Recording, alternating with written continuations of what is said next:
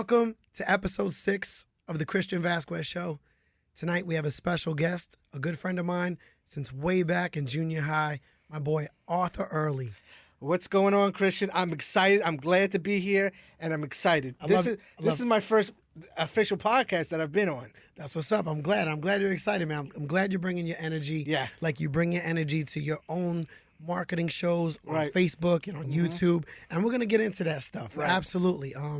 But today, I brought Arthur on because he has been in the car industry, car sales industry for 20 plus years, and now he's opened up his own marketing firm, online marketing firm, helping people learn how to sell better in all facets. So we're gonna kick it about that. So Arthur, how's life, man? How's everything? Life is good. Life is really good right now. I mean, I'm happy in my business right now. Happy to be on the show. I just, I had a major transition this year with everything in my life, especially. Like you were saying, I was in the automobile business for 22 years. Okay. I'm a master salesperson. I've learned how to, sell, and, I've taken my talents and I've taken my knowledge, and I've decided to go ahead and pursue entrepreneurship. Yes. Something that I've always wanted to do. Since I've been small, I had like a mindset of an entrepreneur. No doubt. And even in the car business, they give you a building, they give you a product, and they give you a phone, but it's your business. That's right. You know what I mean? You have to produce. That's right. A lot of people think about commission and everything else like that. Yeah, you get paid a commission, so you got to produce. You got to be able to, put those units out, and we'll talk a little bit more about that. But I'm just happy to be able to do this, and the opportunities that present themselves to me. Right. Now that you're pursuing an entrepreneur Yes. lifestyle. Correct. Which allows you time to travel, Right. family, Right. And sky's the limit. And we're going to talk about all of that. Absolutely. So I know you travel. I watch I see you on Facebook Right. doing your lives and you're filming from different locations here and there. And I love it. I love seeing you do that. But where have you been? Where have you traveled in the past, say, 2 years? I know you've been to islands. And I was forth. just looking maybe a half an hour ago, 45 minutes, going through my Facebook feed, watching my memories. Yeah. 2 years ago today, I was actually stuck in an airport in Hawaii. Oh, so I think I remember that video. Yeah. I think I remember. So that. in the past 2 years, I've been Hawaii. I've been to where did we go? Bahamas, Grand Turks, just in the Caribbean, down in the Caribbean, vacation, Dominican Republic. Right. That was really nice. That's great. I haven't been there yet. This year, my goal is to get to Mexico Okay. or Jamaica. Haven't decided which one yet Right. with the whole travel restrictions and everything else like that. But Right. and I usually do like 2 vacations. I do a vacation with the kids Okay. in the summer. Usually take them to like an amusement park or Nice. some kind of like Sesame Place, for the kids. And then later on in the year, like late October or November, me and the wife go on vacation. Right. That's important. Yeah, 100%, absolutely. The kids. Your kids are fairly young still. Yeah, Right? 4 years old, about to be 5, and 9 years old, about to be 30, I think. Right. So I know all about that. My kids are my daughter's 14 going on 20 and my son's 12 going on about 17. But it's great seeing the growth of the kids. But these are important times for our children to be exposed to different places. Yeah. So when they get older, they can say, "Oh, I've been here and I've been there." Yeah, it's very nice. It cultures them. It gives them character. It does. Yeah. Absolutely. And I'm happy to. Now, I made a live video. I was in Orlando because as we go on, I'll talk about more about my business, or one of my businesses. One of my businesses based out in Orlando. Okay. And I missed, actually, when we first got that first snowstorm this year. Oh yeah. My flight was canceled. Right. And I have a residence down there, so I wasn't worried. I didn't have to go and call my job and say I'm not going to be able to come in. I'm stuck in Orlando, and Right. I wasn't worried. Right. I had the only thing I was worried about was did I have enough detergent to wash my clothes for the next. That's the only thing I was like worried about, and that's not a worry. And why is it that you're not worried? Because you took on this new lifestyle where you don't work for nobody. Right. I work for myself. Work for yourself. I work for myself. I called the wife. I said, "Listen, I'm going to be stuck in Orlando for a couple more days. How are the kids? The kids good? You good? Right. You need anything? Yeah. You got money? You got money? You're good? Okay, great. Yeah. You're set up. I'm going to be in Orlando. I'm going to try to figure this out. I'll catch the first flight home." Right. And I did a Facebook Live just to show people, I like to take people on a journey with me. No doubt. Because as I'm growing, I want my audience to grow with me, and see, what I'm going through and what they can aspire to do as well. And I like that. I like to be able to do that. So the whole premise was I was in Orlando. I wasn't worried. I had money. I had a place to stay. Right. So I was good. But whereas some parties that's working a 9 to 5, they're worried, and that went through my mind. It really did. Yeah. And it's I've been doing working for myself full time since August. So my mindset is starting to grow as like a full-time entrepreneur, but it's going to take a while to get out of that 9 to 5 mindset. It takes time. Of course, absolutely. Just like anything else, it doesn't happen overnight. That's right. You evolve. You'll evolve into this new vision for your life. Absolutely. And I saw this vision. And we'll talk a little bit about that. But you got to see the vision to get to where you want to be. And I'm a testimony to that. I mean, I feel like I've been an entrepreneur since 2004 when I opened up my first gym. Mm-hmm. I could get into all that, but at the end of the day, I envisioned what I wanted, and I created it. And that's why I have you here, because I know you have the like mind, same mind. Right, absolutely. And I think Arthur's point in everything is like what he wants to do is inspire and motivate people to get away from the 9 to 5.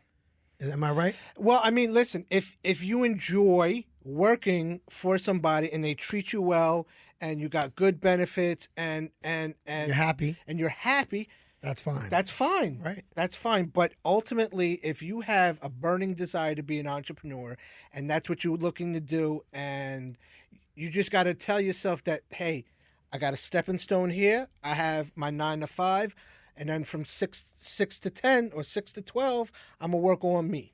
No doubt. And that's when I started that in 2018.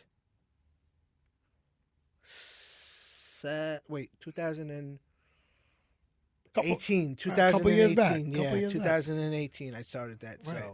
So it wasn't like you quit your job. And no, that's not the way to do it. No, you want to be an entrepreneur, you got to work your 9 to 5, keep that money coming in, pay the bills, but grind at night. Yeah. And going back to that, like going back to, everything, how we got to this particular point. Yeah. We met in junior high school. Yeah. I remember in gym classes and everything else like that. And you were doing the Golden Gloves. Right. And I got to tell you, man, I knew maybe even at a young age, and it's kind of weird for me to say because I'm sitting here now, that you are going to be successful. Oh, thank you. And it doesn't, people define success as a lot of different things. Some people, money, but you have a gym, you have this awesome show. Thank you. And you've been doing your thing with working with people for a long time, and it was because even at in junior high school, you 13, 14, 15 years old, you're Golden Gloves champion. Well, I just want to correct it. When I was that young, I wasn't able to fight in the Golden Gloves, but junior Olympic champion. Right. Everything below Golden Gloves, because you can't compete in Golden Gloves till you're like 16. So right. Glad you corrected me. Yeah, so, no, of course. I want to be clear with the people. Of course. And, but I was a competitive boxer. What I'm getting to is that even at that young age, you're taught discipline. Yeah. And in order to be successful in anything, you have to have a level of discipline. Absolutely. And a mindset, a discipline. Right. Even when and I was a competitive bodybuilder as well. That's right. So I started competitive bodybuilding in 2007. It was actually April of 2007, like 7 days after my grandmother passed away. It was my first competition. Oh, okay. And you know what? I had her her funeral and everything, but I didn't let it stop me. I didn't let her death stop me, and it just pushed me harder. Right. And it all started when somebody told me. I remember I was working at a Honda dealership at the time, and there was these two brothers working there, and they were bodybuilders. And I lifted weights. I've always been in the gym, you know that. No doubt. So I said, "You guys are bodybuilding," and he took me to my first bodybuilding show. Okay. And I fell in love, and I got the bug, and I said, "I think I could." He said, "You can't be no bodybuilder." Yeah. I said, "What?" Yeah. Right. He said, "You can't." Yeah. I said, "He goes, you don't know. You don't know what it takes." Right. And I'm like, wow, you know, I took that as a challenge, and that's the way I've been, you know, my whole life. When somebody tells me I can't do it, Yeah. if I tell you something, and after I'm done telling you, and I say watch, that's when you know You're gonna do it. I'm gonna do it. No doubt. If I say, oh yeah, I'm gonna do this and that, and I don't say watch, Yeah. maybe I'm not gonna do it. But when I say watch, it's a wrap, and I said watch. So well, I wanted to cut you off real quick. I remember you, professional bodybuilding or competitive bodybuilding. competitive bodybuilding. Yo, you were ripped. Yeah, man. Yo, was jacked. I'm like, yo, Arthur looks good. That Out of my diesel. mind. Yeah, Yeah, man. I give you yeah. credit. That's tough. That's a dedication to the meal prep. You know, constantly day in and day out in the gym, working different muscle groups. Man, I commend you on it. That's some tough shit. Yeah, let me tell you something. It was, to this day, preparing for a show is absolutely the hardest thing, and it's not only because of the physical that you have to get in shape. Now, for those of you that are watching that are bodybuilders or aspiring bodybuilders, a lot of you know that when you start preparing for a bodybuilding show, you start anywhere between, depending on the shape that you're in, when you start anywhere between 16 to maybe 20 weeks out from a show. So you plan a show, okay, I'm going to do this show, right? Yeah. I'm going to do this show. The show is X amount of weeks away, usually 16 to 20. So then you start like in the first couple of weeks, you start just like cleaning up the diet. No doubt. Increasing the cardio, the weights stay the same. Then, you know, you start changing your exercise routine up. You know, you might train 2 times a day, right, rather than 1 time a day. And at the time, once again, I wasn't at the car dealership, but I was working at a Capital One Auto Finance. I could say that, right? Capital One Auto Finance. Say whatever you want. They're not going to sue me. I hope not. I hope not. So yeah, I was working at a bank or whatever it is, and you know, so I was waking up at I don't know, maybe 6 a.m. You might get canceled, actually. They're going to cancel you. All the show's canceled. That's it. I was waking up at 6 a.m. driving to where I worked, and across the street they had a gym. Okay. I would do an hour of cardio, take a shower, go to work, No doubt. leave my stuff in the locker, Yeah. and then after work go right back to the gym, Oh. and then train, and then drive home. Right. And at the time, back in, like I said, back in 2007, I wasn't married. Yeah. I didn't have kids yet. Right. I was just engaged. Okay. So I was living with my Fiance? No. Were we living together? No, I don't know. We weren't. Not yet. No, not yet. Okay. So That's important in anything you do, like time. right. You know, and you know, some people do it with kids and family. It makes it even harder. But if you have the time, it's great because you can really dedicate, focus without distractions. Right. So, you know, that was the time. Now let's fast forward. I'm still bodybuilding. I'm still getting ready for shows.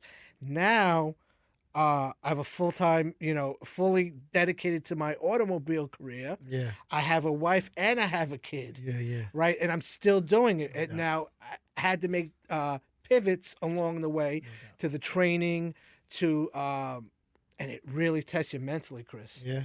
I mean, mentally, there are days that I just want to give up. Yeah. I mean, just give up. Because it's tough. Like it's tough. Like the you know, you're dealing with tough. The pressure putting on yourself is tough. Yeah, and that's the thing about that's the thing. Really, why I chose bodybuilding was because number one, you have this image in your mind of what you want your body to look like. I took this is how crazy I am. I took a picture of myself, like every week, and I would take out a red marker, and I would circle. Okay, this needs to come up.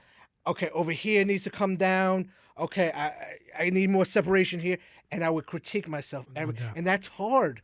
That's hard to face yourself. Yeah. And look yourself in the mirror and say, okay, this is where I need to improve. Yeah. This even in life, if you have a goal. Let's say you want to be the president of your company. Okay, you got to do this step, this step, this step. What do I need to do, and what do I need to let go, Right. to get to that position? No doubt. Right, and you have to look at yourself and really take a look and talk to yourself. I was reading a book called "You Can't Hurt Me" by David Goggins, and that's right. he calls that the accountability mirror. Right. And it's so true because even when I was preparing for a show, I would take out that red marker and circle where I needed to work, and tell me, listen, this is what I need to do. Yeah. To get to where I wanted to be. Yeah. And let me tell you something. My first show, I came in last place. Okay. There wasn't any other. I got the results. I'm looking. I don't even see. Where did I even compete that day? Was I there? And you know what? I said, okay, it's my first show but when you start anything, I start somewhere. You gotta suck. I got my YouTube channel right now. Right. When I first started the YouTube channel, when I first started doing my Facebook lives, they were horrible. I go back and look at the video, and I'm like, oh my goodness, it was horrible. That's funny. That's funny. Because we were talking about this before we went on the show. But you know what's funny, Arthur? You were still entertaining. I watched him from day one. I'm like, I commend you. I'm like, he's doing it. Yeah. Like he didn't care anything. He's just like, I'm doing it. And I commend you because you're still entertaining in the process. But I knew your vision. I seen your vision, where you wanted to go with it. I appreciate that. And you're here, like you're still doing it, and you're getting better at it, and you look good, and you're motivating to people. I see you inspiring people. So, yeah, I know where you started. And the same here. Look, everybody's my 6th episode. Right. I'm not a professional host or nothing, but you know what? I don't care. I'm having fun with it. I could bring cool people on like this and talk to them and reminisce and bring it to you guys because I think personally, real people are more interesting than what we see on TV today. Yeah, I mean, even though there's so much reality TV, it's not reality, bro. No, it's not. You got producers in your ear telling you what to do. And that's another thing, Chris. Yeah. Have you ever either heard somebody or did it yourself, post something or go and do a live video and say, you know what? I'm not going to post that because that's stupid. And a lot of the times we do that. We think that we're not going to post something that's because we think it's stupid. Right. But what if we do like this whole great grand speech and our viewers think it's stupid? Yeah. We don't, and that's why I post everything. Yeah. Whether I think it's stupid, whether my audience think it's stupid. I'm with you. Because there's always going to be somebody or two people that are going to attach, and they're gonna resonate with you. Yeah, absolutely. And that's all that matters. You can't let that stop you. Not at all. And that's what I really preach that. Not to say preach, but I really believe that we need to stop being so scared. Right. It's true. Chris, and that's one thing I'm gonna say that too. Off that, it took me so long to do something like this. I wanted to do stuff like this my whole life. Right. But it took me as older to realize I don't care what nobody thinks. Exactly. I really could care less. I'm crazy. Like, you see me singing on my Instagram. Right. I don't care. On your Snapchat, you get crazy. I get crazy, and I don't care. So, I like Arthur's touching on that. He's right. If you guys want to do something, don't care what nobody thinks. They're not paying your bills. No, have fun. Go for it. Exactly. Go for it. Yeah. Go for it. And you never and before we came on the podcast, I said I'll speak a little bit about, initially before I started the YouTube channel, I wanted to podcast. Yeah. And I studied podcasting and studied the setup and everything else like that and looked at different things, and I just didn't have a passion for it. Right. I saw it and to me, I didn't have a passion for it. I wasn't passionate enough to do it, so I didn't pursue it. Right. But the vlogging, yeah, I started, and I'm happy. What I like to see is when that YouTube channel and it starts growing and you see your followers and more subscribers and people watching, I like that. And to be on a podcast now, because this is, like I said, this is my first podcast. That's what's up, and man. I'm excited as shit right now. Man, I really am. I really, really am excited. So, I just feel that just if you want to do something bad enough, what's really stopping you? And that goes back to the accountability mirror, or looking at yourself and saying, what is really stopping me? If I want to do something bad enough, you can't care about like, oh, somebody's going to think this is stupid. And can't have those thoughts. No, you just, and that's more of because somebody will always think it's stupid. 100%. Somebody will always be, oh, that's corny, or this and that. That's because that's their perspective and their own reality. It's funny you say that, and I'm glad you said that, because I'm not in the best shape. My abs are not popping out right now, but it doesn't matter, because when I was in shape, 6-pack, muscles on top of muscles, people say, "Ew, why do you have all those muscles?" and then when you're out of shape, oh, you're fat. So it doesn't matter. Somebody's always going to make fun of you, or always have something to say. Yeah, it don't matter. And it took a while and I don't think that, like, because we grew up and we graduated high school together, and in high school, I know my dress was fly. I had back in out there I had the call Kanai. Kanai. Right. So the Pele. Yeah, no doubt. So I thought I had to be fresh. You know what I'm saying? And I think that comes along with life experiences, and the older you get, the more that you realize that it is what it is, but there are some people that just hold on to that and really can't let it go. Right. And that's really, for the audience watching, that's really that's stopping you from that thing you want. And I thought, when I first started my marketing business, when I first started doing Facebook Lives, I thought that I was the only one that had a voice that would tell me to, like, not like I'm crazy kind of voice. No, I have like, a voice. I have a voice. Right, that voice that talks to you, that drives you and says, "Do this," okay, and then you're like, "Oh, that's dumb." And then we end up talking ourselves out of it. But I just started listening to that voice, and everybody has this. I think it's built in our DNA. I don't know that. We have a desire to do something. Yeah. Whether I don't know what it is for the audience that's watching or listening right now, but you guys know what it is. Yeah. For Kristian, you're living it. You got the boxing gym, and you were doing your real estate thing. Still do it. And in 5 years, it might be something else, and something else is going to push you and drive you to do that. And in 5 years, for me, something else is going to push me and drive me to do that. And I think, before we go any further, that I'm going to come back to this point a lot. Yeah. Because I do a lot of mindset training on my channel. I believe that we are where we are in life because of our mindset and what we watch, what we put into our head. 100%. And growing up, I believe like a lot of our family values are what we have initially to start our lives. But as we get older and, our life experience changes, we're the ones that are, how do you say, maybe like... in control. Right. Of our destiny. Correct. Right. Correct. So there's a certain I don't know, a certain age where it's just like, okay, I want to be this. Right. Because early on, we're programmed. Correct. That's what it is, Chris. We're programmed, and me and my dad, we talk about that actually a lot. Yeah. About how, older people, when they have children, the way they were programmed, they end up putting those values into their kids, and they might be the wrong values. I can get deep into that, but yes, you're right.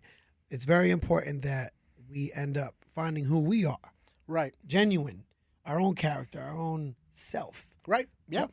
As I'm going into this whole entrepreneurship, I'm learning more and more every day. Yeah. I'm learning, and I'm taking. It's a little difficult to learn and take it in. Right. And you know what else I'm doing, Chris? I'm learning to have genuine conversations. And for those of you that are in sales, you might know what I'm talking about.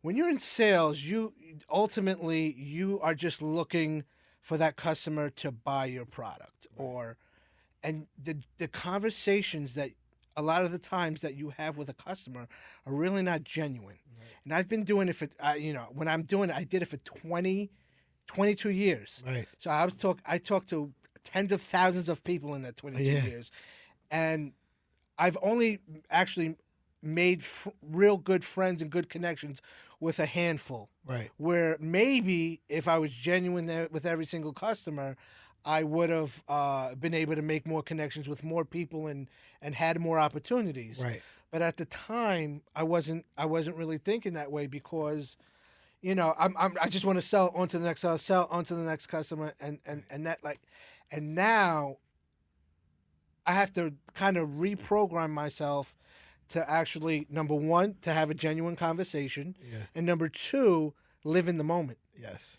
Having those genuine conversations and being able to live in the moment, I'm reteaching myself how to do. Because 20 years you were programmed to sell, and you become that. Yeah. You become that. And your conversations with people, I think, during the throughout the day are probably shorter because your attention span is based on like that moment to make the sale. And you know what it is? A good salesperson already knows what objections their customers are going to say. Yeah.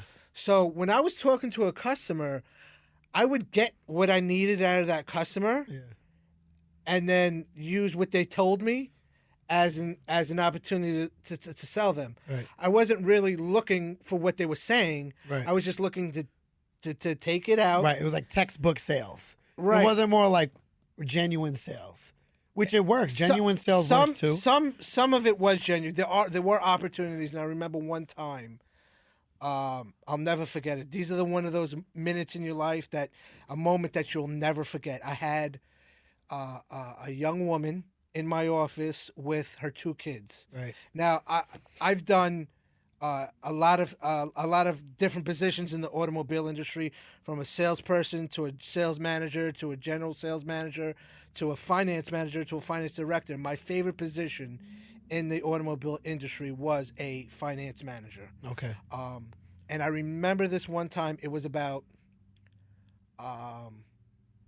10 o'clock at night, maybe even later, and I had this young lady in my office and her 2 kids.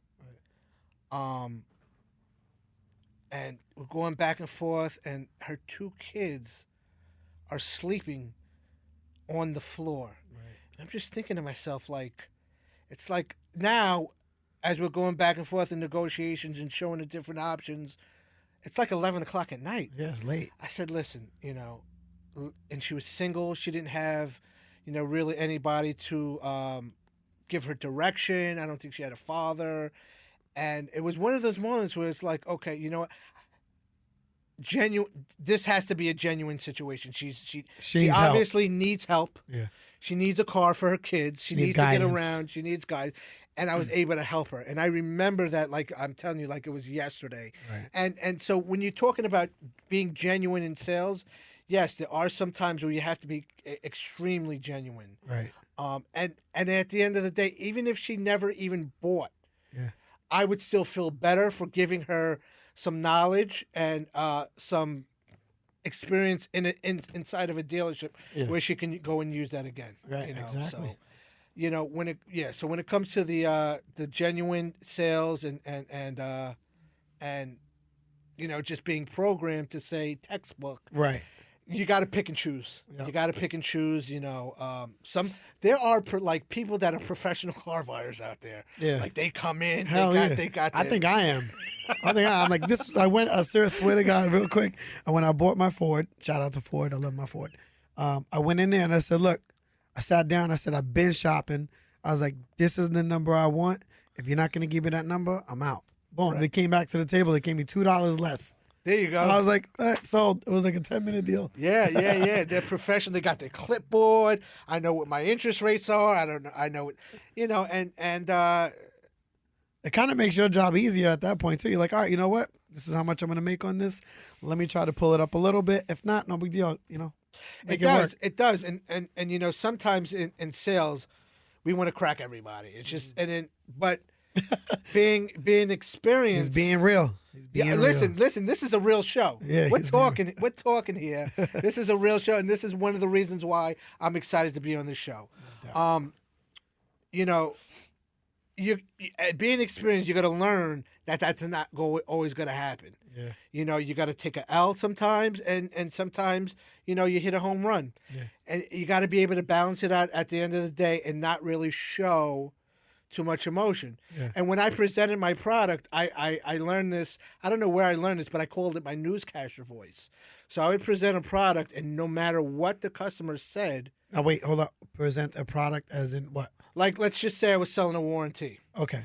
I'm showing the customer, options for a warranty or options for, some kind of extended maintenance or whatever it is. No matter what that customer said, whether they say, yes, I'm going to buy it, or whether, no, I don't need it, my answer and the way I presented, the way I talk, never changed. It's the newscaster voice. So, because some customers, they'll feed off of how you react. Right. And if they really can't, if my voice doesn't change, if my attitude and my face gestures don't change, they really can't get a read on whether I was upset they didn't buy or I was happy they bought. Right. Because to me, I wanted to show them that it didn't matter. Right. I was there to help them. Right. Okay. Yeah. Okay. Yeah. So you're taking all this experience from the car industry. And it's really not the car industry, it's sales. Okay, sales industry. Yeah, sales. Yeah. Anybody that's out there that's selling a product, you have to, in order to be successful in sales, you have to be relentless. Yeah. You have to be relentless. Relentless. You have to have the tenacity to be relentless. Yeah, that's my sister. She's relentless, and she's super successful. Yeah. And, she's just on it. I know, I can see people in sales that are successful. Right. And I see people that are relentless, on top of their game, dot their I's, cross their T's, working till midnight. Yeah. Walking away from family dinners, making a phone call, like stuff like that. I'm not saying she does that, but I'm just saying relentless is key. If you want to be rich, you want to be well off, you got to be relentless. Yeah. There's no other way. I mean, and even though it's your income, even though it's your livelihood, you can't really be emotionally attached to the outcome. No, because you know what? Things fall apart. Yes. That's why I say, and other people don't say this, but I say, I never count my chickens until they hatch. Yeah, and I've had so many salespeople that would put, like, we had chip boards. So we would put the chips up when you sold cars. So it kind of created like an animosity competition. Right. Where, okay, you got more chips than I do. I got to catch up to you. At least for me, it did. Yeah. I was always, in any dealership that I was ever in, I was always like the top 3 sales people in that dealership. Always. Always. You got the personality. You got the drive. Of course you were going to be. Right. So thank you for that. No doubt. So it created like this competition. This competition, absolutely. Yeah. Right. So we had the chipboard, and it went back and forth. And I used to hate when salespeople did that before the car was burning gas. Right. Why? Because the deals can fall apart. Right. Let's just say some people like to count their chickens before they hatch. Why? And I say that they're like, no, you have to count your chickens before they hatch. I'm like, but then you're gonna have that sense of loss, or you're gonna have that. Right. You have an expectation. You think it's gonna happen. It doesn't happen. Then you're like disappointed. You don't want to be in that disappointed phase. So you never count them. You just work hard enough to try to close the deal. Right. And if you do great, it's a reward. Right. You're not expecting that. Correct. I don't know. That's my mindset on that. 100 and yeah, absolutely. And when I sold cars, I never put a chip up, only because, let's just say, they went into, I don't know. Let's just say I wrote up the deal. Everything's good. I'm in the back getting the car cleaned up, and and they say, you know what, I want to go to lunch and grab a quick something to eat while you guys clean the car. I can't control what they do when they're not in the dealership. Yeah. What if they went down the road and saw another car and got another deal, and they came back and said, you know what, we really thought about it, we don't want the car. Yeah, no. Then what's gonna happen? Then I'm gonna try. Oh, let me see what I can do, and blah blah blah, and start backpedaling. Yeah, when actually, I've already built the. That's a great technique. If you're going to buy a car, right at the last second, come back and say, hey, I'm done. They're gonna give you a less. They're gonna give you a better price. He told you it's from the horse's mouth. Right, and deals fall apart. I'm pretty sure you've gotten almost all the way to the closing table, and maybe a buyer backed out, or the house didn't appraise, or something like that, and the deal falls apart. I'm lucky. I've sold a lot of houses, and I probably only had like one or two deals out of all these houses that it fell apart, or it fell apart. And we needed to come back to the closing table a week later to reclose it because something happened. But I've had a good streak. I'm lucky. And you know what? For all the salespeople out there watching right now, here's the deal. If you are getting upset because a deal falls apart, all that really means is you're not upset the deal fell apart. You're upset because your pipeline wasn't full. Yeah. If your pipeline is full, yes, that deal can fall apart, and guess what? I'm on to my next deal. I don't have time to worry about that. That's right. That deal. Okay, next deal. Okay, let's get this deal going. That's what a full pipeline creates. That's right. And the only way to get that full pipeline is you got to be relentless. Yeah. The deals are not gonna, even. And I did a Facebook Live. I'm doing this thing now, where I'm doing cardio confessions. Yeah. So I seen that. Yeah. It's different. It's different. It gets a chance for me to, I'm doing my cardio. I'm doing my workout at the end of my cardio. I do like my cool down period, and I talk to the people. And one of the things that I said was in regards to, being relentless and having a full pipeline. You just can't really be attached to the outcome. That's it. That's true. I try not to attach myself to any outcomes. I did that years ago. A younger age, and it was always disappointment. Not too much, but I like not to create expectation. Only in competition. Like when I was competing as a boxer, right? I had expectations. You had to vision it. You had to vision it and say, okay, that's different. Who's coming in second? Yeah, not me. Not me. You step in a room and you say, who's coming in second place? Right. Why? Because I got this locked up. That's it. That's it. That's of course. That's a whole different mindset. That's a different game. That's not sales. That's a different mind. That's a champion mindset right there. Yep. Who's coming in second place? Yeah, absolutely. So you got your vlog. Yeah. The vlog is how many episodes so far are you on that? Well, I literally transitioned my whole channel. Okay, so the channel initially, because when I start getting into marketing and marketing and sales, and I'll talk about that in a little bit, but I was giving just like what worked. See, as somebody who wants to succeed and is, I consider myself somewhat successful. Yeah. I study. It doesn't matter what field I'm in. I'm studying that field. I find somebody who has what I want, and I just do what they do to get what they have because I want that. So I study, and I would just give out, techniques. I would give out advice. I would show things that work. I would show things, that was the whole basis of my channel. And I would talk a lot about mindset on the channel. I would talk a lot about success on the channel. So that was the first year and a half of the channel. Right. And then when I started this entrepreneur lifestyle, I said, you know what? I've always saw people that are living what they call a laptop lifestyle. Yeah. These online entrepreneurs that have, millions of dollars. What do they do? Yeah. How do they do it? They're over here, they're traveling. So I said, you know what? Fuck it. I'm going to make my page just like what I want. Yeah. I want to know what they do. Yeah. So I said, I started my online journey and I transitioned the page to a lifestyle page. Right. So it's me going here, going there, doing this podcast right now. So For those of you that are watching, you can check my YouTube channel out. It's Arthur Early. Yeah. That's it. YouTube/Arthur Early. You could Arthur Early 1. You could check it out.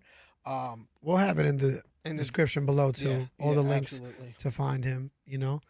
But we got more to talk about. Absolutely.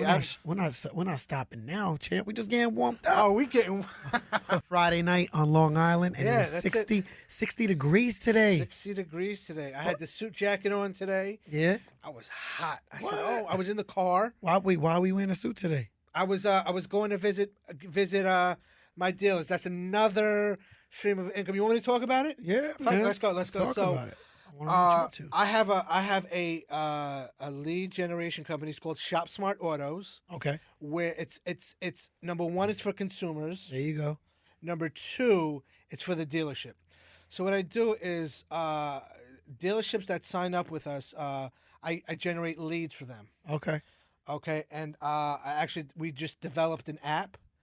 So Shop Smart Autos app is out, ready to go. That's dope. It's a dope name too. Yeah, it is a dope name. That's yours? No. Okay. I'm a partner in the company. Okay, that's cool. So right now we have dealerships down in Florida, dealerships in Texas, in California, Michigan, dealer groups. We're working on big, huge dealer groups to get in there, to get their advertising, and because businesses always need leads. Yeah. And the way we do it is like you have like, I don't know, $1 billion companies like Auto Trader, Cars.com, TrueCar, and I'm pretty sure when you were shopping for your car, you were all over these sites. All over. So I took my love for the automobile business, Right. and my newfound passion for marketing. Yeah. Put it together. Put them together. Yeah. ShopSmartAutos.com. That's And now I'm trying to build up the Northeast. Okay. So I was out. I got a couple accounts out in out west, in Nassau and Western Suffolk County. Nice. So I was just visiting them today, Good, and I good. had the suit jacket on, looking Yeah, all gotta look professional, sharp, and everything else like that. But yeah, that's another stream of income that I have. That if I were working my 9 to 5 in the dealership, You wouldn't be able to do it. I wouldn't have the opportunity. It would have never presented itself. Right. And there's substantial growth in that. Because you could go nationwide. You're not just selling to a local dealership. Not only can we go nationwide, we're partners with Cox Automotive, which owns was owned by Cox Media, Right. which owns by Cox Enterprises. Right. So Cox Media, you hear, BLI, I think is partnered with Cox. Not sure. So now I have another outlet, which is a national TV show. There you go. The name of the TV show is called Driven.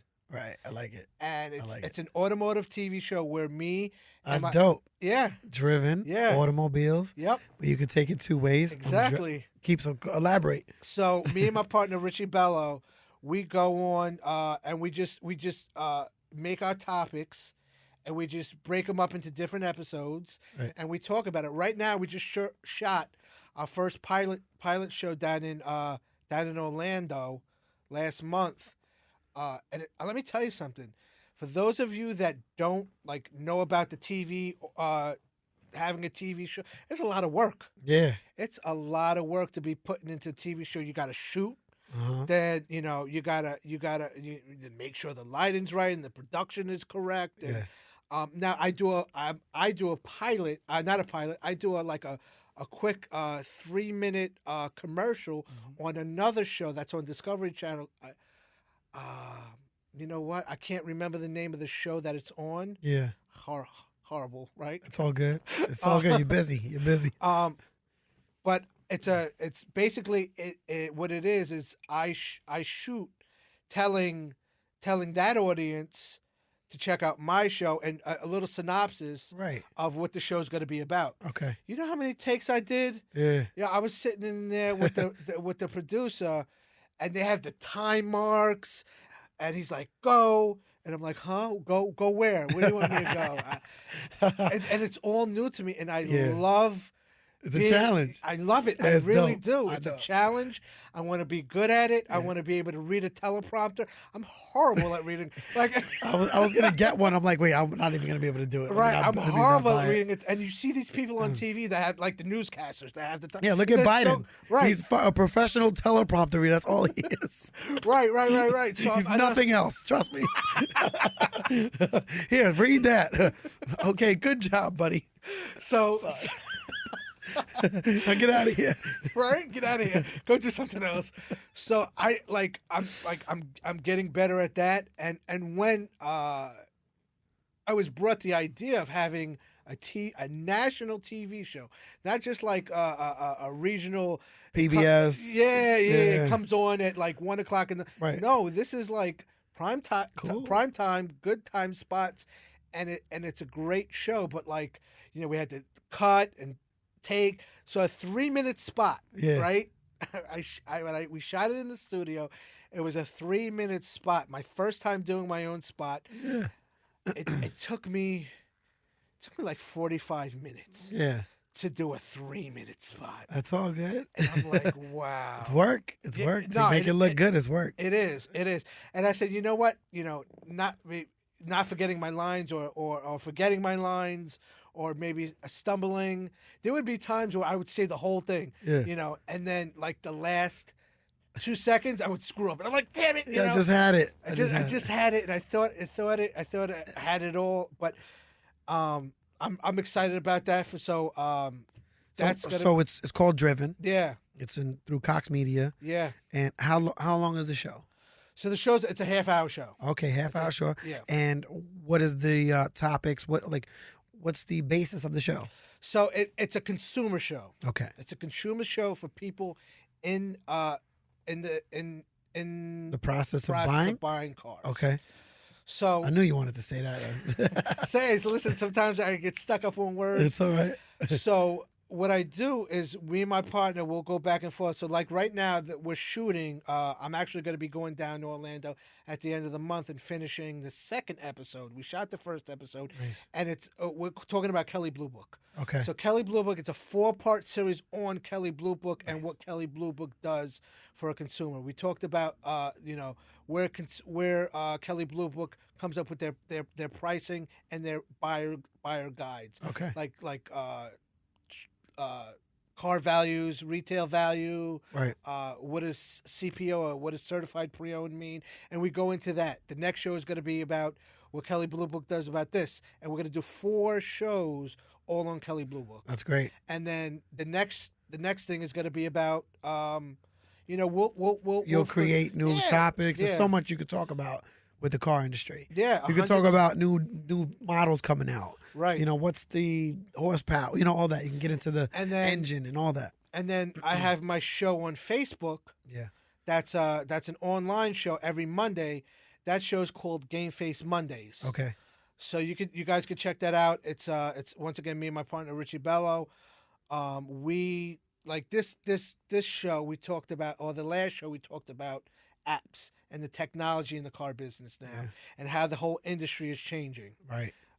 It's going from like old school, way to sell cars to a new school way of selling that a lot of dealerships are not used to. They're not used to this Technology. Right. You know that this blew my mind that dealerships are now hiring data scientists. Of course. I'm like, If- what? If they have the money Right. to invest, why not? You Yeah. want to optimize. You want to stay with the times. You got to hire somebody like that. And usually the car business is for like car guys. So like, and data guys are not car guys and car guys are not data guys. So it's crazy how far the automobile business has come. Yeah. Yeah, man. So I'm excited about that. I'm excited about the show.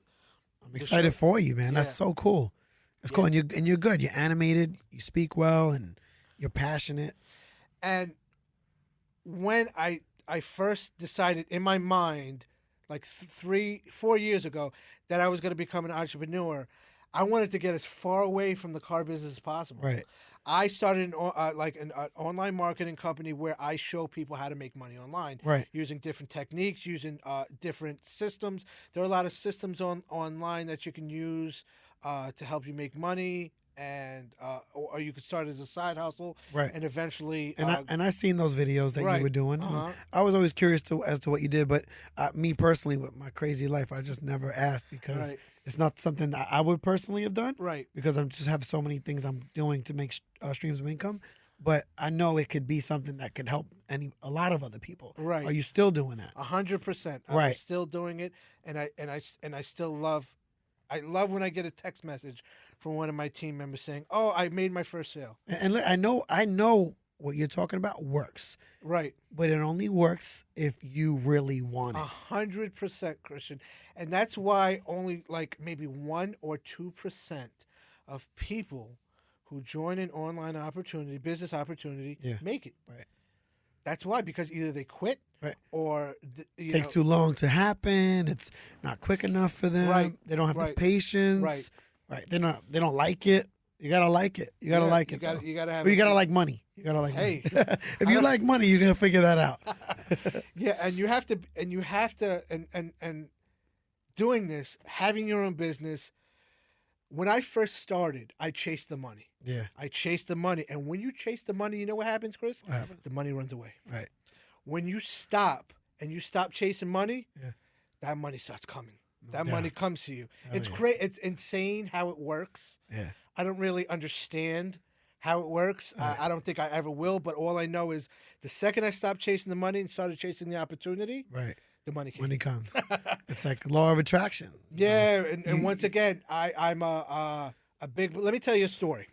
Story time. Let's go. So when I first started this online journey, Yeah. I'm gonna be a millionaire.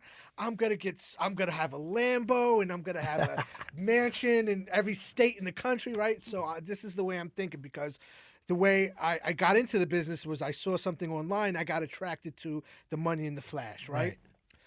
So we have a company retreat. The company retreats in Hawaii.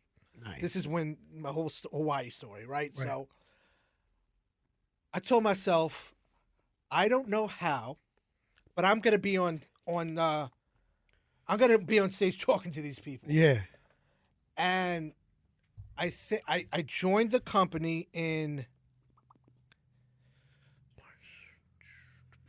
February, like November, December. Okay. So when I joined the company, What year? 2017. Okay, so a couple years back. Yeah, yeah. So they at that time decided they were going to have this huge retreat Right. in Maui. Okay. So I said, you know what? That's great. I'm going. I don't care what I have to do. I'm gonna get there, No doubt. and I'm gonna be able to talk in front of all these people. Wait a minute, and you did. How did we get there? Go ahead. How did we get there? Go ahead. Oh, and Chris, and for the people that are watching, once again, I don't know how this stuff works. All I know is that it works, and this is the first time I've actually experienced it. So that's why it's so it resonates with me so much. So, as time gets closer, now I'm really thinking about it. Now it's to the point where I see myself on stage talking to people. Yeah. I'm dreaming about it, Chris. I'm going to sleep at night having dreams about me talking in front, and every dream was different. Every dream, maybe sometimes I would be called up on stage. Sometimes it would be a raffle. They call my name. Sometimes in the dream, they would do like I don't know if you ever been to like a big convention where they pass the mic around. Yeah. So every dream was different, but ultimately I talked to people, and people got to know me. Right. So I get to Hawaii. The stage is set. We have a stage outside for a dinner. There's about maybe 200 people there. I mean, this place is at the Hyatt Regency in Maui. Nice. You want to talk about like high class? Yeah. And this is my first taste of like high class, like luxury stuff that I was ultimately like looking for. Right. So we're in Maui. It's beautiful. First day goes by. They have the whole meeting. Nothing. It's a 4-day event. Second day goes by. Now I'm getting to know people a little bit better. Nothing. So the third day, We all come inside to the auditorium, and it's like one of those intense 9 to 5 meetings, like from 9 a.m. to 5 Yeah, p.m. yeah. There's people up there. They're talking. It's motivation. It's this. It's selling. It's sales. Yeah. So it's a big production. So at noon, we break, or maybe at 1 o'clock we break for lunch. Right.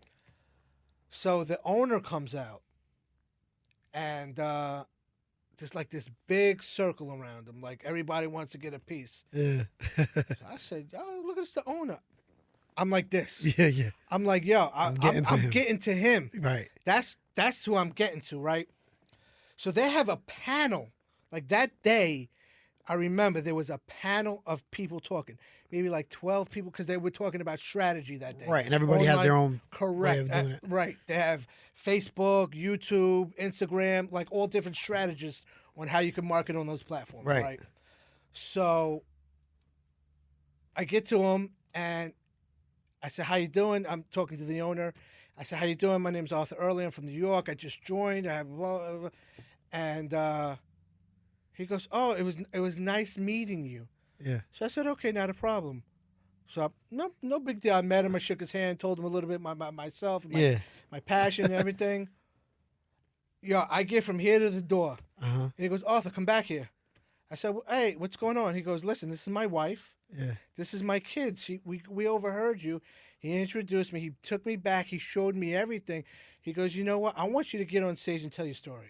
Oh shit. I said, "Get the fuck out of here." Yeah, it's happening. Is this really happening? Yeah. And like when he said it, I was taken back, but it was almost like I expected it. Right. You were comfortable with it. I was comfortable. So now, remember, I told you, Yeah. I was dreaming about it. I visioned this in my head. You manifested this to reality. So then everybody takes their seat, and the panelist goes, and we're talking strategies. And he said, I told myself, I said, "Yeah, he definitely said he wanted me on stage. So what's going on?" I'm sitting in the audience. So I'm like, "Okay, no, whatever, no problem." So after one of the presenters goes, we got the rah-rah guy, because after you eat lunch, people get tired and they're full. So the rah-rah guy comes up and says, "Hey, everybody, let's go, let's dance," or whatever it is. Just get the energy flowing back. Blood flowing. So then the owner comes back on and he goes, "Listen, guys, we have a treat for you." Okay. I said, "Is this it?" He goes, he goes, and I have the video for those of you watching. It's my very first video on my YouTube page. You guys can go check out the video of me speaking on stage. We'll keep that link in the bottom. Absolutely. All going to be there. So he goes, "We have a treat for you." He goes, "During these events, I get to talk to a lot of people." Yeah. He goes, and I talked to one guy that is going to make it. And he goes, "Trust me, I was in his shoes. And now look at me. I'm putting on events. I own a multi-billion-dollar company." So whatever it is, he calls me up on stage. Yeah. So coming on stage, I'm clapping. And you know what, Chris? Boom. From then on, all I did was went to my dreams. All I did was went to my vision. Yeah. And I let the words from the vision and the dream take over. No doubt. So then. That's great. That's so cool. Bro, it was like, and it's happened to me. Yeah. Since then, countless times. Right. Something that, and right. I recognize it every single time. And that's why I believe manifesting things into your life. Once again, guys, don't know how it works. I really don't know how it works. I think it has something to do with our energy. Yeah. I think one of the reasons why I'm here right now is because we're both like-minded and we have positive energy. Absolutely. And I think positive energy, just after I speak, I get off a stage, and now there's a circle around me. Now. Are you a professional speaker? Who are you? You have a car yet? I said, "No, I'm just here. I'm just here with y'all. I'm like you. I'm just like you." He goes, "Wow." He goes, "Nobody else ever spoke on stage." Right. He goes, "I've been to these events many times. Nobody ever. He never brings anybody up that's not on the panel." Right. And that like made it even like more of a like wow, Wow. factor to me. And people ask me, was I a professional speaker? Yeah. The answer is no. Why is I let my vision and my dreams tell the story. Right. I said exactly because I already had it in my head. Yeah. I said it already 1,000 times. You knew what you wanted to say. I said it 1,000 times. Yeah. So when I spoke, it was exactly what I dreamed. Bro, That's cool. Bro, crazy. That's cool. It's crazy. So, but going to that, manifesting your reality, Yeah. I believe in that 100 times fold. Like I manifesting my own reality is something that I do all the time. I think I do all the time. So like when I won the Golden Gloves those 2 years, Yeah. I envisioned myself in the ring with my hand raised. I would hit the bag and all I would see is my hand raised. At night I would go to sleep and I would dream that I won. And there was guys that were supposed to beat me both years. But I knew that if I told myself enough times that I was going to win, that it could happen. You know, plus I believe in God, so my prayer is big in that too. I prayed, and I thanked him for the energy and everything that I have. I'm able to even have this opportunity. So, yeah, manifesting your reality comes from just like really seeing yourself in that position before it happens. And 9 out of 10 times, man, if you really believe in it, it's going to happen. Yeah, so, I mean, there are times where I drive up to my house. Yeah. And like I'll drive up to the house and I have the lights on, and I see this like acres and acres of land, this huge mansion, like, and I see myself getting out of like I love it. A Phantom Rolls Royce. No doubt. And why do you do that? Why? Because I think it's gonna happen. Right. You know, eventually I will be pulling up to that 6-car garage. That's right. You know, it's gonna happen. And I remember one time, Kristian, you were showing a house in Southampton. What it was, I can't remember the address, but whoever the production and marketing company was did a great job on the house. Yeah. And I watched that video. Oh wait, one of my videos? No, it was their video. Oh, their video on the home. Okay. Yeah. And I watched that video like 100 times. Yeah, there's a few beautiful ones I showed. And it's just because that appealed to me. That's what I'm shooting what you wanted. for. That's what I wanted. I mean, and I do honestly believe that we have to always push for something more. Yeah. You know, ultimately, if that's what you want in life, if anything that you want, we have to, you know. And I was just reading a book the other day, and one of the things that the book said is so true is that in life we go through journeys. Yep. But we can't get stuck in the journey. And they say that, you know, the road to success, the journey to success is sometimes success is the journey. Yes. But you have to have a destination. Yeah. You have to have an ultimate destination. And I believe that once you get to that particular destination for that thing that you want to become successful at, there's always going to be another journey to another destination. Right. So it's not always the journey. It's also the destination. Right. But the excitement is in the journey. Yes, it is. Well, it's in the destination, getting there too. You have it, you accomplished it, it's tangible. But the moments that led up to getting there is super exciting. Right. Man. You know, the memories you create. Right. You know, doing it with people, blah, blah, blah, blah, and then you get to that point. And you're learning. Yeah. And you're learning as you go along, because it's always something that you didn't know before. Yeah. And that for me, that like I like, you know, learning new things. You know, and I don't pretend to be like this super smart guy. Right. I like to keep things simple, bro. Yeah. You know what? Somebody had asked me, you know, you seem to know a lot about you know, I said, listen, the reason why I know some things about some things is because I keep it simple. Right. And I think the people that takes a simple concept, for example, making money online, is very easy. Right. It's easy. It's once you understand the principles and once you understand the things that you have to do, it's easy. Right. I didn't say it was. It's not difficult, but it's easy. Right. You know what I'm saying? So, you have to be able to be able to figure those things out, and you have to keep it simple. Only because what happens is we have to try to think that we have to make something so hard so we can figure it out, Right. and then do it. Right. I got to make this hard, so I have to figure it out, so then I can do it. No. Why? Right. Why try to complicate something? Just keep it as simple as possible. That's the way I started to learn, because I was like trying to navigate and create another problem, or try to create something that wasn't there so I can figure it out to get to what I could have just kept it simple at. Right. And figured it out, Quicker. way quicker. Right. Absolutely. Oh, I'm man. actually in that process right now.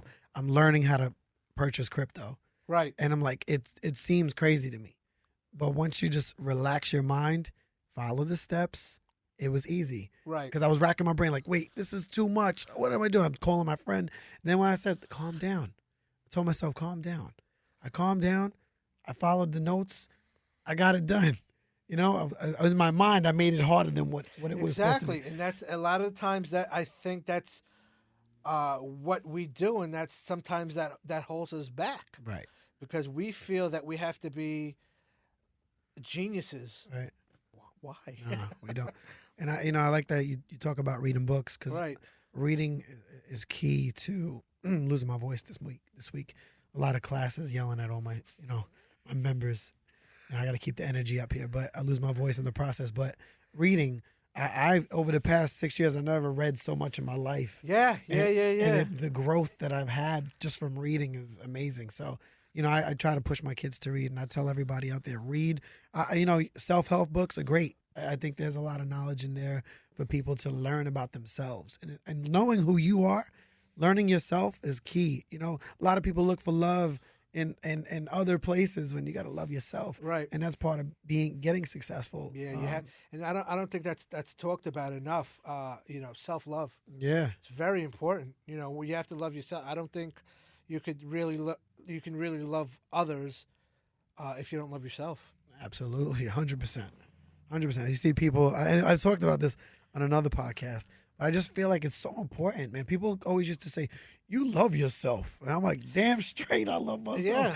Oh, well, I'm not supposed to? I Right. thought it was like a sin. Like, I'm not allowed to love No, myself. absolutely. No, but I'm saying the way they made you feel, is like, damn, is that bad? But nah, man. Because You people gotta, have gotta love yourself. like this mantra, whatever you want to call it, that you're being Full of cocky when yourself, no, and it's not that 100%. It's Yeah, not that. It's though. not. When you love yourself, okay, let's just say you were, I don't know, out of shape, whatever you want to call it. If you didn't love yourself enough to say, you know what, it's time, enough is enough. Look at yourself in the mirror with true love to yourself. I love you. Yeah. I can't allow you to go on looking like that or Feeling like that. or even if you have a drug problem, whatever it is. Yeah. You can't do that anymore because, and a lot of people that don't love themselves find love in drugs, in alcohol, Right. in those things. And it's very important. I don't know if maybe it's the environment that you're in or how you grew up or what people told you as a child, why you don't love yourself. But I think it's important. I Right. think it's very important to be able to love yourself. It's important. And if you're in a state, I tell people, if you're in a state of like coming off a relationship, don't jump into another one. If you're at a bad job, don't, settle down, take your time, don't jump into another career. Like make sure you're comfortable with who you are and everything's going to come to you. Don't just rush to another relationship that might just end up the same way. Right. Find yourself, love yourself, and better things come your way. And as the older that you get, the more and more you're going to realize what you don't like versus what you like. Yeah. And you're going to be able to identify that a lot faster. Yeah. We get older, we get wiser. I wish I knew half the things I knew when I was 20. Yeah, I hear you there. But that's why I try to instill, my wisdom on my kids. You know. And they don't, they want to hear some of it, but they don't want to hear all of it. it's I do think about that sometimes, like when my father or my mother would talk to me, like I ain't got time to hear I'm that. not doing that. Right. You're old. Like, you do that stuff, not me. I'm a kid. Let Right. me be a kid. Right. I wish I listened to my dad. My dad had some really good insight, you know. I tried to growing listen up. as much as possible. I wasn't, as a child, I wasn't really like a hard-headed kid. Right. For the most part, I listened. But all kids are going to do things, and that's part of developing who you are. My mother and my father look back at me and they say, "I don't know how you have this drive. Yeah. I don't know where you get it from. Yeah. I don't know what keeps you going." Yeah. And you know what? To be honest, I don't know, man. I'm just like, I've think- always been driven. No doubt. Always been positive. Mm-hmm. And that's not to say, and for those of you that are out there that are listening, that have positivity in your life, or like you see these gurus. Oh, you have to be positive. You always have to be. If you're always positive, Yeah. how will you identify when there's something negative in your life? Right. You can't always be. True. That's not to say to try to take advantage, and work around the negativity in your life and try to turn it into a positive. But there's always got to be negative. It's up to you Mm-hmm. to stay positive, to stay in a positive vibration. Right. You can't just take a bad circumstance Right. and continue to go down that road. Right. You got to find a way. I mean, you can. I'm not telling you what to do. All right, let's make it clear. I'm not telling anybody what to do. These are my philosophies. This is why I'm so driven, and I think one of the reasons why I've been successful, and things that I've done. Right. Is because I always look at it from number one, I'm driven. Number two, I have a positive outlook on things. Right. And you're able to see when things are going wrong, Right. and you're able to fix it. And that's failure. That's learning from failure. Yeah. And there's such a negative connotation on failure in the world. The richest people in the world failed. 100%. Like speaking of kids, like I remember like failing a test or failing on my report card and being like scared what my parents would say. Yeah. I failed. That's, you ever hear, that's going to go on your permanent record. Yeah. Right. So, but now, when I fail at something, I'll go back and do what I was doing before, but I'm going to learn from that failure. Yeah. I'm not gonna do the same things I was doing. I think Edison was like, I didn't fail 10,000 times. I just found 10,000 ways to make a better light bulb. That's You see it. what I'm saying? That's a great way to think of it. So, and that thing about failure is what happens a lot of times in life, guys, is the fact that when people see you want to do something. Yeah. And I'm going to say something, it's going to be a little controversial, but It's fine. listen, sometimes family and friends are your biggest haters. Oh, absolutely. Sometimes, and it's not, listen, it's not because they're your haters because they hate you. Right. It's because I think, and this is the way I look at it, they love you so much that they don't want to see you fail, and they're casting their shortcomings on you. Right. And they say, you can't do that. Right. Why can't I? Right. Maybe you can't do that, Yeah. but you know what? You're not going to stop me. Right. Let me find out Yeah. if I can't do it. Maybe I don't mind failing. Right, right. Let me try it. And Absolutely. And when you said family and friends are the biggest haters, and I said, yeah, right. Like, yeah, I agreed. I didn't say that because I have that in my life. I'm just agreeing that it is a true statement. yeah, and that's a lot of the times. I actually have a lot of supporters. My family supports me. My friends support me. That's important too. And 100%. That's big. So And a lot of those times, those haters will come back when you're succeeding. yeah. Man, I knew that boy could do it the whole time, right? And now they're proud. Yeah. And now they're proud. But at the time, You know, they just loved you so much that they didn't want to see you fail. Right. But then you have the ones that don't want to see you succeed. Right. That's just the truth of things. People don't want to see other people are bigger than them or doing better than them. That's just, that's just a small mindset. That's all it is. And you look at people like that, like, they just have a small mindset. Right. They can't. I love when people succeed, man. I love that you're successful. All my friends, I want to see people successful. No, I do 100%. And I do believe, and I just maybe within the last 5 years, I saw once I started loving other people's success, that I found my own success. No doubt. And you can't go around hating on people because that's going to keep you small. That's going to keep your mind small. When other people are successful, hell yeah, you know what, he did this today, great for him. Hell yeah. Yeah, that's good. People need reinforcement to know that they're doing their thing. Why not? Why not uplift other people? It only comes back. And if he could do it, why can't I? Right.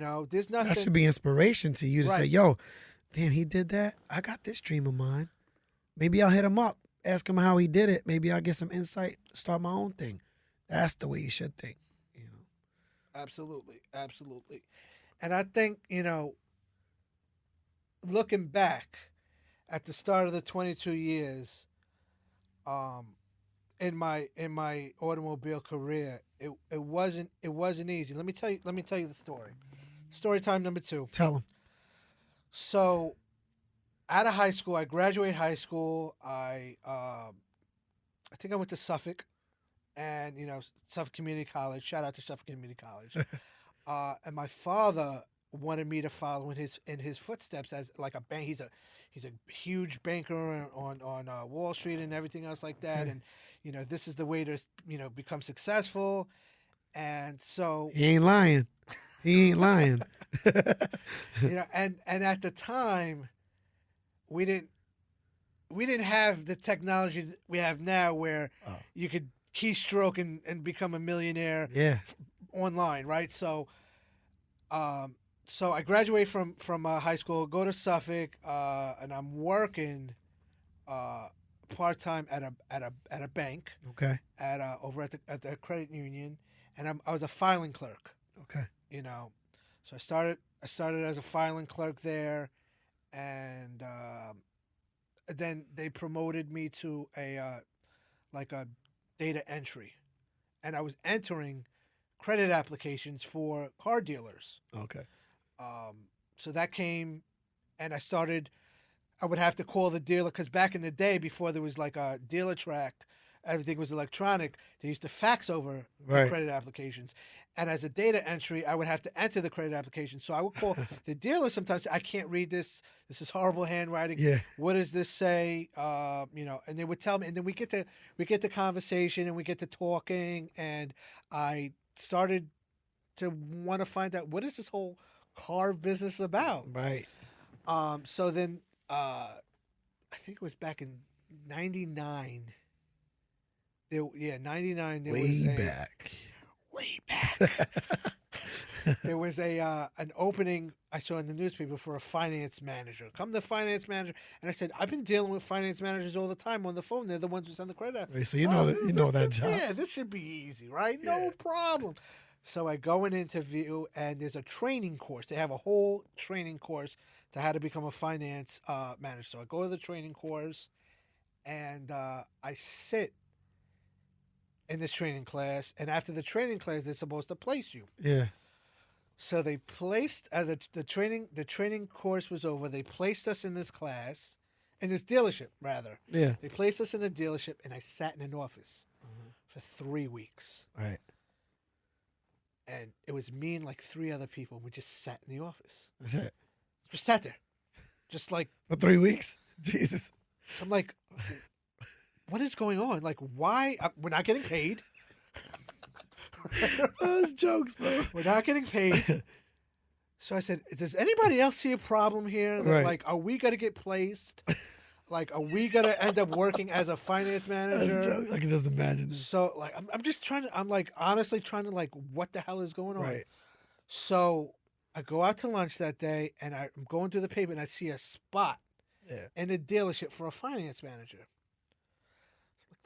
this. I ain't sitting in no damn office anymore. So I drive across town to this dealership, and I said, I'm here for the interview for the finance position. Yeah.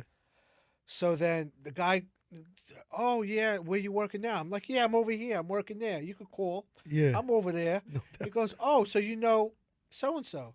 I said, yeah, he's the director of finance. Oh, yeah? Yeah. Okay. He takes out his phone. Yeah, hey, what's going on? Arthur Early? Yeah, he's here with me right now. He's interviewing. Okay. Hey, how's the wife and kids? Now I know. This person knows him. The wife and kids, they're on friends cool. level. Right. He goes, oh, yeah, by the way, he said, get your ass back to the dealership now. What? So I said, oh, okay. So I go back to the dealership. Really? He calls me in his office. He goes, what are you doing? I said, what do you mean, what am I doing? Just like that. Yeah. What do you mean, what am I doing? He goes, you interviewing for positions? I said, bro, I don't know you. You don't know me. I've been in the office sitting there for 3 weeks. Yeah. Learning how to walk back and forth across a damn showroom floor. Right. So then I said, what am I learning? I said, you're not looking out for me. I got to look out for myself. Absolutely. So then the general manager comes in, Right. and at the time, he goes, you did what? I said, I went to this store over here and interviewed. He knew the guy. Right. That's probably the best thing you ever did. Go ahead. Bro, let me tell you something. Keep going. So he goes, my office now, the general manager. So I said, what's up? He goes, oh, no, I just had to grab a cigarette. Come take a walk with me. So we're out back. He goes, bro, you got some balls on you. Hell yeah. I said, listen, You gotta have balls. Dan, if nobody's going to look out for me, I got to look out for myself. Right. He goes, I like that. He goes, you got it. And he tells me, you got to be passionate about the business. You got to be able to love the business. He goes, you know what? He goes, we don't have any finance positions available now, Okay. but I'm going to put you in used cars. Okay. I want to see how you perform in used cars. So I'm excited, Nice. right? I go home and tell my father. Meanwhile, he's the big banker, right? Yeah. Dad, I got to, the finance position didn't work out, but I'm going to be selling cars. Yeah. My son's not going to be a car salesman. Oh, What are man. you talking? Like almost like ready to disown me. Yeah. I'm thinking I'm coming home. My stuff is going to be out in the street. So That's funny. I'm like, there's nothing wrong with it. He's Yeah. like, you're better than that. Yeah. And then I started making money. Right. Then I'm what, 21? Yeah. About that. 21, 22.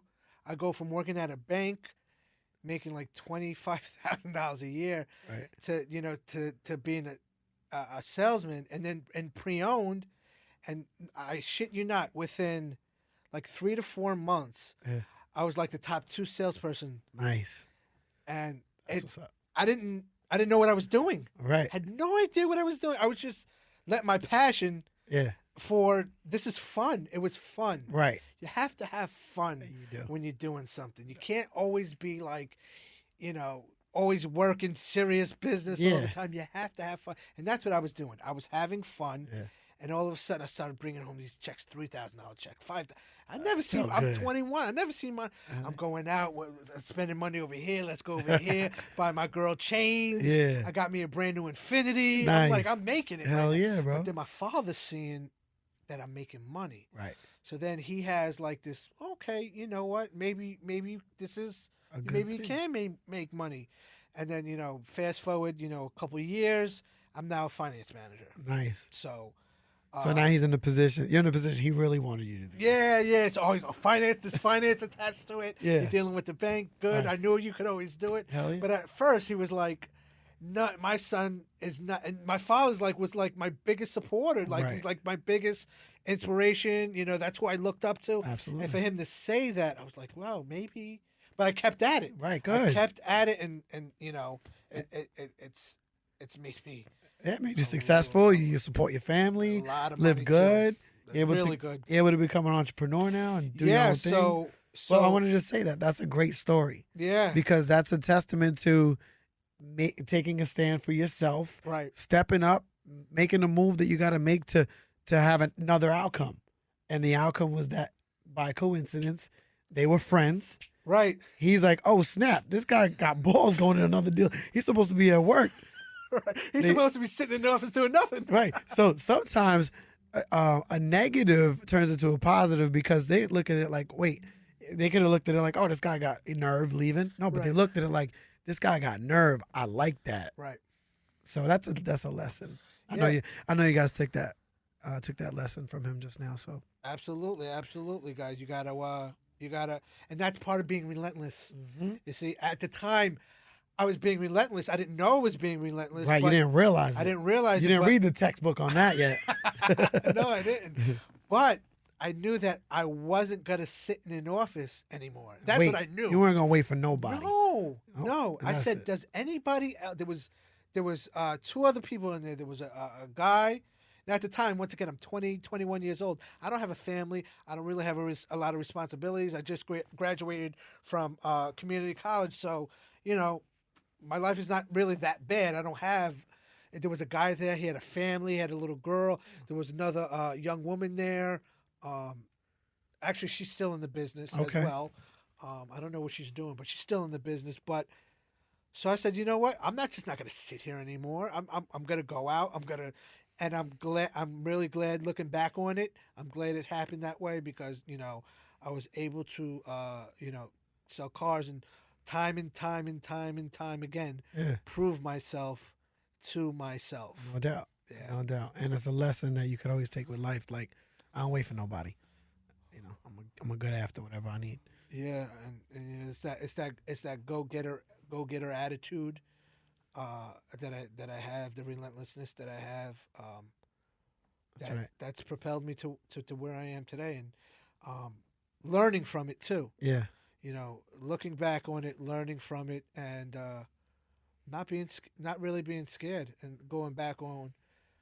If I was scared to go to that job interview when I saw the ad in the paper, who knows where I would have been? Right. Who knows what the outcome would have been? You'd probably been in that office. You would have probably left, went home, tried to find something else in life. Right, and never explored the opportunity. But you enjoyed your car career. You grew from it, and you're very successful from it. And today, you're passing on your experience as a salesman to everybody else. And I'm gonna leave it here. I'm gonna leave it here, Arthur. He's passing on his knowledge, his passion, his drive to you guys. He's got a show on Facebook, right? He's got his YouTube channel, and he's bringing it. He's bringing it. So he's gonna be out there. So you guys subscribe to his stuff. All his information is below. Everything, all his links, his links to his YouTube, his Facebook. Follow him, hit him up. Arthur's gonna be there. He's gonna help you out. Whatever questions you have. Absolutely. And it's a pleasure having you, man. Oh man, this was fun. Yeah, this is cool. We could kick it forever, but I don't want my cameras to die. Absolutely not. Absolutely not, man. And I've been watching the show, and I love the way the whole premise of the show, motivation, mindset, and listen, I'm grateful. I'm grateful to be on the show, guys. Thank you. Yeah, Arthur, thank you for being here, brother.